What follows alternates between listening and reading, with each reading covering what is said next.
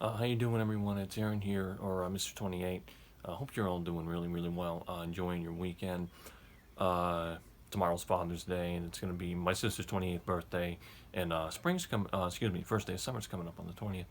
Uh, but a little bit of a jump scare here this morning. And the more my story goes on, really starts to feel like GTA 6, and I'm going to tell you why that is. There's a vehicle parked on the side of my house.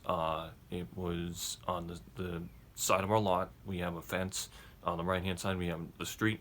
On the right of the street's our property, our house, and our fence. A 6-inch spruce fence we put up a few years ago. So there was a van that was parked on there. It was a late 2000s Honda White Odyssey with Colorado plates, right? So I noticed the van when I was passing through uh, the bedroom, master bedroom, my parents' bedroom. Looked out there and I saw this white there, and I saw there's a car. They're like, oh, okay, it's just parked there, and for a short amount of time, it's on the side. It's on the side. People do that all the time. So then, yeah, I was a little unsettled with my mother this morning. But, yeah, she was out there. And then I took my mother to work. Came back. The van was still there, parked on the side. So I pulled. I'm just looking. There's people going all around. So I pulled into my driveway, and I just started getting kind of suspicious. And like, okay, I'm gonna go over there. I'm gonna check it out. I'm gonna examine it, see what's up, because it's not an everyday thing. That usually happens. So I go over there and I just check to see. Okay, is there someone in there? There's be a number of things that could happen.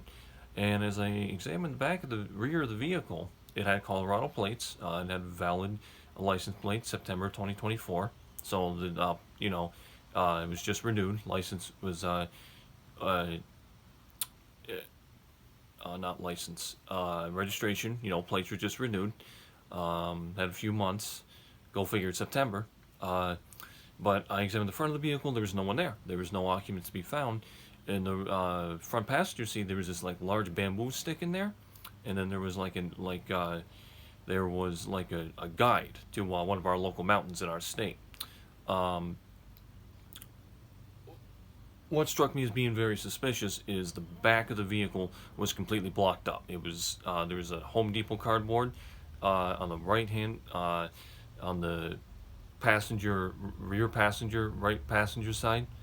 Yeah, right rear passenger side, and then the back of the vehicle was tinted. So I'm just thinking to myself, okay, something's got to be happening here. There's a number of things that happen. It could be rape, could be homicide, could be someone homeless. It's a number of things. There's a number of things that could happen. So my neighbor comes back in her red car. She's got a Dodge Charger. She notices me and notices the vehicle and notices, okay, something's not right. She's got a pool. She goes over, gets out of her car, goes over, covers up her pool. She's got over there. And then I just kind of like motion to her to kind of, start a conversation, make my way to a conversation. And then she says, do you know what that car is?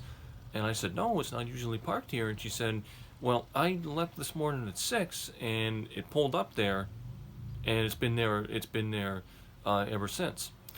So she asked me if I knocked on. I said you probably call the police. She said, you knock on the window. I said no, because you never know. You don't know what firepower. You don't know what this person's got going on. This is real world. This is agent. This is real life. Stuff goes down. Stuff happens. So she knocks on the left rear passenger door. It's a van, so it's a sliding door. It slides out. All of a sudden, the lights flash and the door's unlocked. Okay, so there's someone in this vehicle. So I take evasive action. I take a few steps back because you don't know what this person's got. All of a sudden, this kid, okay, this guy, I'd say no younger than 18, no younger than 18, no older than 21, pops up in the driver's seat, and my neighbor says, you realize you realize you're parked on private property, and he says, "Oh, I was just passing by." Red flag, big red flag, especially nowadays. I'm like, I ain't buying it. So he starts the car, He starts a van, pulls out, drives off, goes down past our four-way intersection. He goes to the other side of the street, keeps going straight, and he's gone. And I basically just said to my neighbor, I said, "Yeah, I'm gonna call the police." I felt when you know that it's an instinctive thing. You know what's right. You know what's right, so you're gonna do it, and so you do it, and that's what I did. I called the police. Gave a dispatcher a description. I said it's a late white 2000s white Honda Odyssey. The individual was sending. My neighbor said that he was there until 6.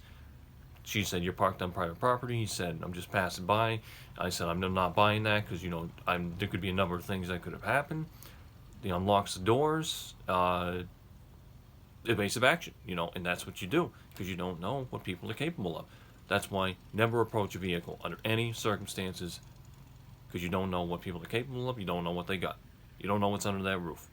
You don't know what's in that head. So the cops said they were going to check it out. An officer never came here, so hopefully they stopped the vehicle and figured out what was going on with that guy. But suspicion all the way around. It's never happened before. Any day of the week, I don't care what day it is, that's suspicious. That's very, very suspicious. Someone parks up on your property, and then they hang out there for a few hours, and they fall asleep. And this guy fell asleep somehow. He fell asleep, and it's like, okay, why'd you choose my house? Why are you even here? And that's how life goes. Life can happen in an instant. You gotta always expect the unexpected. Now, I'm supposed to be doing my yard work and stuff, and now I might feel like my day's thrown off because when something happens you don't expect and it throws you off.